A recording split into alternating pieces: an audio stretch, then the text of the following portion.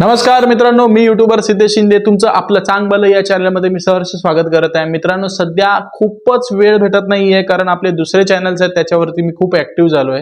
Actually 3 channel काढणारा सगळ्यात मोठा मूर्ख माणूस मीच आहे।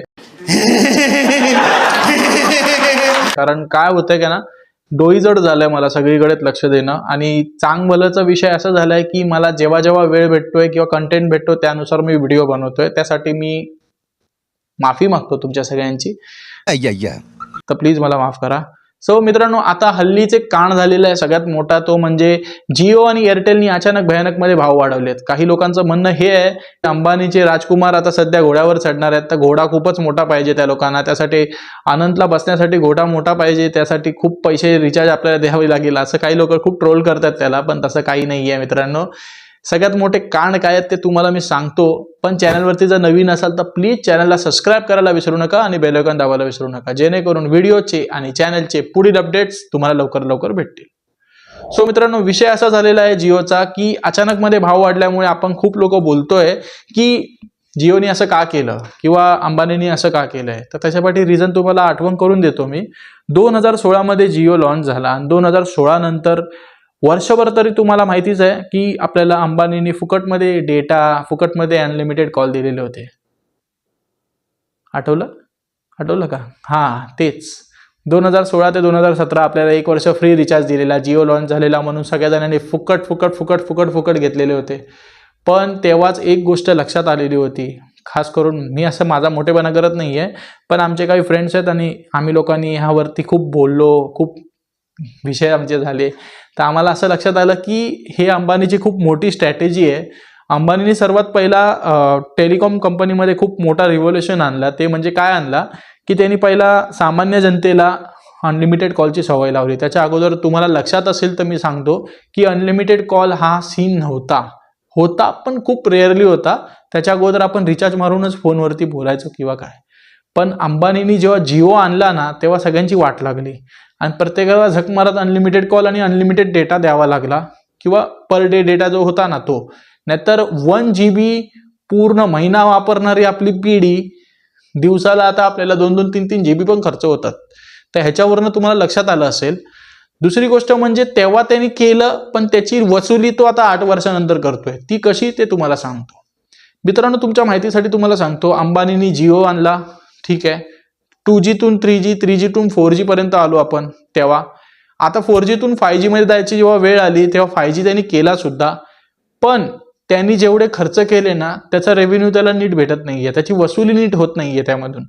तर त्यांनी आता पट्ट्याने काय केलंय, त्याला जी वसुली करायची आहे ना तर त्यांनी ह्या प्रकारे केली। त्यामध्ये त्याच्या जोडीला पंक्तीला बसला एअरटेल म्हणजे मित्तल।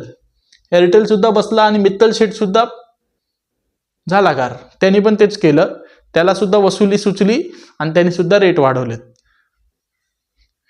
असा सगळा घोळ आहे। तर तुम्ही आता सध्या विचार करा तुम्ही काय करू शकता। तर तुम्हाला सांगू इच्छितो, एअरटेलचा पहिला 180 रुपयाचा जो प्लॅन होता तो आता 199 रुपये केलेला आहे आणि 265चा जो प्लॅन होता तो 299 म्हणजे 300 रुपये केलेला आहे आणि त्यामध्ये अनलिमिटेड डेटा वगैरे सगळं होतच। आता सीन असा झालेला आहे हे लोकांचा की जेव्हा 2016 मध्ये ही लोक लॉन्च झाले तेव्हा खूप लोकांना खाऊन बसले, खूप कंपन्यांना खाल्ल्या त्या लोकांनी, म्हणजे डोकोमो, एअरसेल आणि युनिनॉर सगळे रेसमध्ये गेले।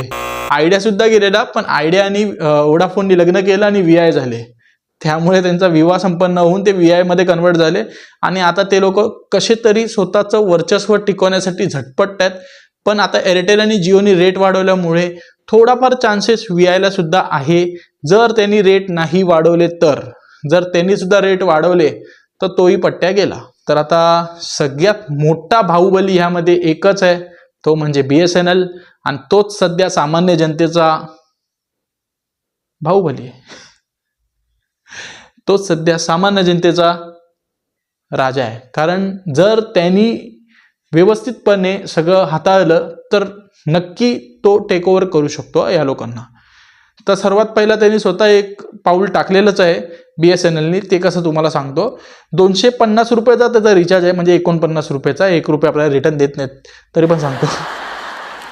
250 रुपयाचा त्यांचा रिचार्ज आहे आणि 45 दिवसाची व्हॅलिडिटी आहे, अनलिमिटेड कॉल आहेत, 2 GB पर डे डेटा आहे त्या लोकांना। म्हणजे बरंच आहे ना. 250 मध्ये काय आहे लोकांना, नाहीतरी आता 2021 नंतर 250चा रिचार्ज आपल्याला करायची सवय लागलेली. 2021च्या आधी पण आपले रिचार्ज कमी होते, 200 रुपये रिचार्ज होते, 199चा रिचार्ज होते. त्यानंतर 250 केलं त्या लोकांनी. तेव्हा आपण बोललो जाऊ दे, कोरोनाच्या नावाने चांग भलं म्हणून आपण किंमत वाढवली असेल म्हणून आपण देऊन टाकले. पण आता BSNLनी हे सगळं केलेलं आहे, तर अंबानीला पाणी भरावं लागेल बहुतेक, असं मला तरी वाटतं. पण नाही, त्याच्याकडे खूप आहे, त्याच्याकडे समुद्र आहे भाई.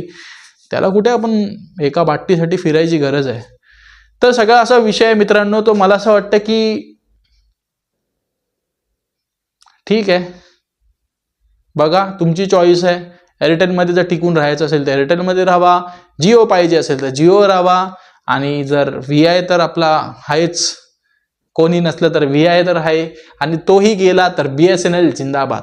फक्त BSNLला एकच सांगू इच्छितो, BSNLनी स्वतःचं नेटवर्क आणि स्वतःचा पूर्णपणे व्यवस्थित सगळं इस्टॅब्लिश केलं पाहिजे. नेटवर्क चांगली सर्व्हिस द्यायला पाहिजे आणि सर्व्हिसिंग चांगली द्यायला पाहिजे, तर सगळं काहीतरी होऊ शकतं. का नाहीतरी BSNLची आणि SBIची अवस्था सेम आहे. तिथले कर्मचारी नुसत्या डेऱ्या घेऊन बसलेले असतात, दुसरं काही काम करत नाहीत. खूप साऱ्या लोकांना बघितलं मी, नीट कधी कामं होत नाही आहेत. खास करून ग्रामीण भागामध्ये खूप फायदा आहे BSNLचा. मी आतासुद्धा पाहतो आमच्या मामाच्या गावी किंवा माझ्या गावी BSNLचे युजर्स खूप आहेत. पण यूथ जी आहे ती जिओ आणि एअरटेल आणि VI मध्येच गुंतलेली आहे. तर आता जर त्यांना पॉकेट मनी जास्त वाचवायचं असेल तर मला वाटतं ते सुद्धा BSNLमध्ये पोर्ट व्हायला वेळ लावणार नाहीत. सो मित्रांनो, ही सगळी माहिती होती आणि ह्याबद्दल मी आता हा व्हिडिओ केलेला आहे. तर पुन्हा भेटू आपण नवीन व्हिडिओमध्ये. तोपर्यंत चांग भलं.